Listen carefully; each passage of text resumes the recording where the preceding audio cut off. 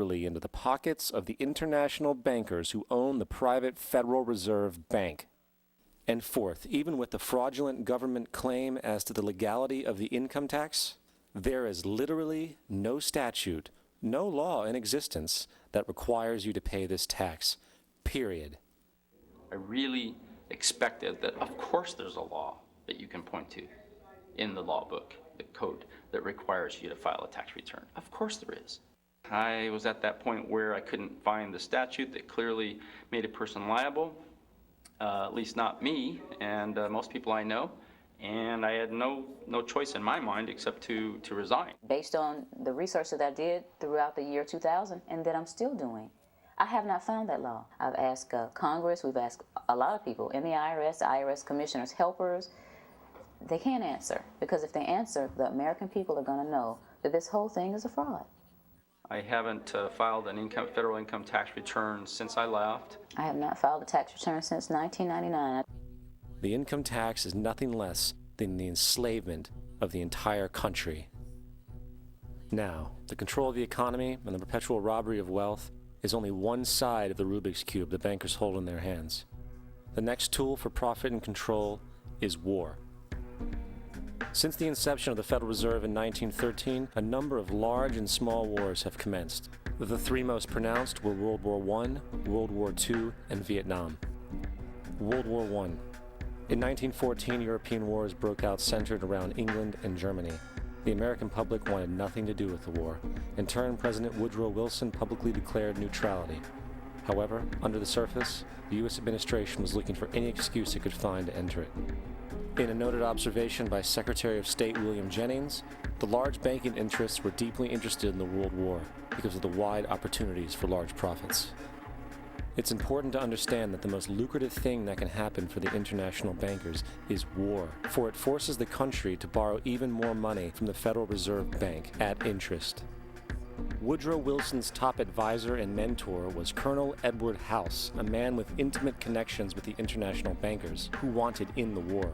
In a documented conversation between Colonel House, Wilson's advisor, and Sir Edward Grey, the Foreign Secretary of England, regarding how to get America into the war, Grey inquired, "What will Americans do if Germans sink an ocean liner with American passengers on board?"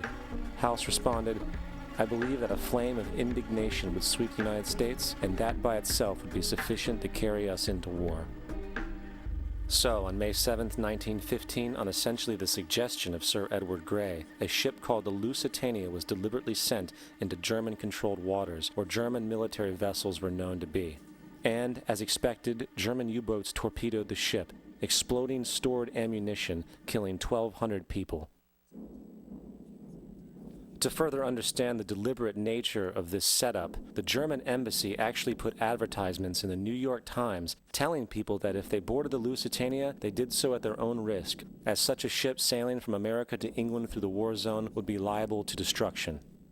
In turn, and as anticipated, the sinking of the Lusitania caused a wave of anger among the American population, and America entered the war a short time after. The First World War caused 323,000 American deaths. J.D. Rockefeller made $200 million off of it. Not to mention the war cost about $30 billion for America, most of which was borrowed from the Federal Reserve Bank at interest, furthering the profits of the international bankers. World War II. On December 7, 1941, Japan attacked the American fleet at Pearl Harbor, triggering our entry into that war. President Franklin D. Roosevelt declared the attack was a day that will live in infamy. A day of infamy indeed, but not because of the alleged surprise attack on Pearl Harbor. After 60 years of surfacing information, it is clear that not only was the attack on Pearl Harbor known weeks in advance, it was outright wanted and provoked. Roosevelt, whose family had been New York bankers since the 18th century, whose uncle Frederick was on the original Federal Reserve Board, was very sympathetic to the interests of the international bankers, and the interest was to enter the war, as we've seen, nothing is more profitable for international bankers than war. In a journal entry by Roosevelt's Secretary of War Henry Stimson, dated November 25, 1941, he documented a conversation he had with Roosevelt. The question was, how should we maneuver them into firing the first shot? It was desirable to make sure the Japanese be the ones to do this, so that there should remain no doubt as to who were the aggressors.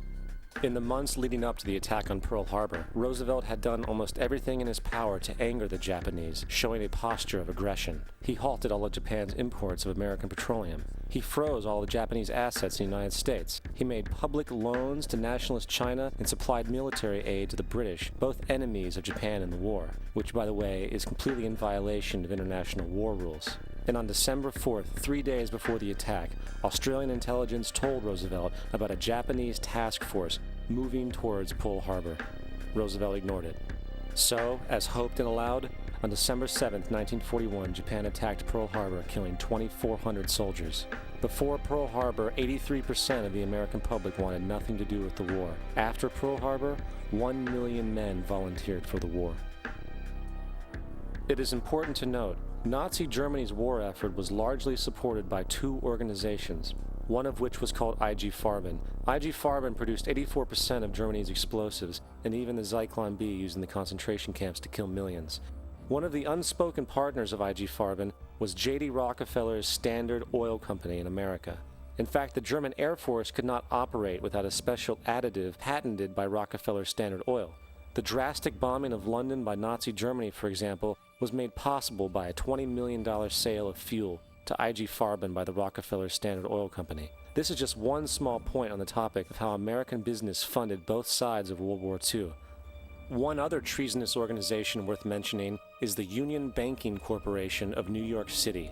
Not only did it finance numerous aspects of Hitler's rise to power, along with actual materials during the war, it was also a Nazi money laundering bank, which was eventually exposed for having millions of dollars of Nazi money in its vaults. The Union Banking Corporation of New York was eventually seized for violations of the Trading with the Enemy Act. Guess who the director and vice president of the Union Bank was? Prescott Bush, our current president's grandfather, and of course our former president's father. Keep that in mind when considering the moral and political dispositions of the Bush family. Vietnam. The United States' official declaration of war on North Vietnam in 1964 came after an alleged incident involving two U.S. destroyers being attacked by North Vietnamese PT boats in the Gulf of Tonkin. This was known as the Gulf of Tonkin Incident. This single situation was the catalytic pretext for massive troop deployment and full-fledged warfare. One problem, however, the attack on the U.S. destroyers by Vietnamese PT boats never happened. It was a completely staged event to have an excuse to enter the war. Former Secretary of Defense Robert McNamara stated years later that the Gulf of Tonkin incident was a mistake, while many other insiders and officers have come forward, relaying that it was a contrived farce, a complete lie. Once in the war, it was business as usual. In October 1966, President Lyndon Johnson lifted trading restrictions on the Soviet bloc, knowing full well that the Soviets were providing upwards of 80% of North Vietnam's war supplies. Consequently, Rockefeller interests financed factories in the Soviet Union, which the Soviets used to manufacture military equipment and send it to North Vietnam. However, the funding of both sides of this conflict was only one side of the coin.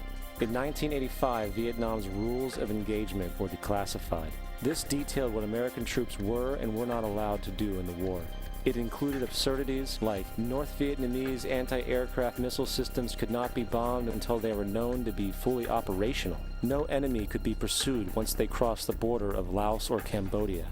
And most revealing of all, the most critical strategic targets were not allowed to be attacked unless initiated by high military officials.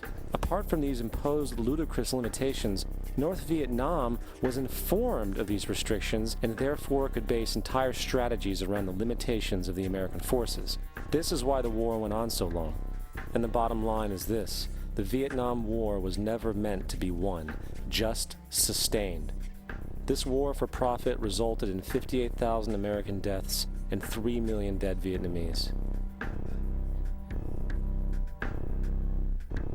So, where are we now? September 11th was the jumpstart for what is now an accelerated agenda by the ruthless elite. It was a staged war pretext no different than the sinking of the Lusitania, the provoking of Pearl Harbor, and the Gulf of Tonkin lie. In fact, Okay, you people out there in TV land, what I want to make very clear to you people out there, in fact, when he was going to make reference to that, in fact, he was going to make reference to that 9/11. It was basically a part of that the stage crazy demonic behavior of people that had got money or that are in power. Sit around, look straight face, taking human beings' lives, treating you like you got nothing better to do but hurry up and die for helping to pursue causes that have no plan design with the health and benefit of people in mind. Well, I want to play that for you, and I'm going to play Zygite, the movie, many more times, and I want you people to pay attention. Pay attention that when you're being bamboozled, being made a fool out of, and being played out of pocket, you are the people that I'm asking to come on television, thanks to Portland Public Access, Portland Community Media making possible. They're letting us use all this fine equipment so you can get your message out. I'm talking about real messages, but of truth and working toward justice. Don't let yourself be fooled or bamboozled or believe in things just flying blind and just believing things because somebody older than you told you or somebody that you like a lot right now told you.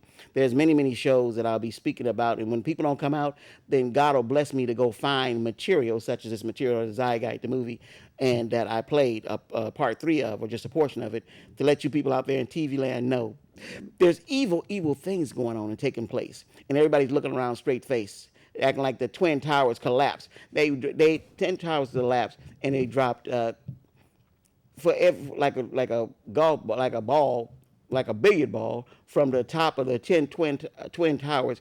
They fell, and each floor, every second it fell 10 floors.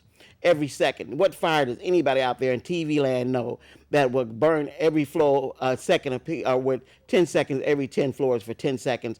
And then when the plume of ash came through people's window, they didn't die from smoke exhaustion or smoke inhalation or none of that. It's just the ash hitting them in the face. I'm just saying to you people out there in TV land, there's evil things going out there. Pay attention, play to win. I'm Apostle Cecil Hatchett, and I play to win. I teach people to play to win. I'm on God Almighty's side, and God Almighty we trust. And I love all you people out there in TV land. Don't you be scared.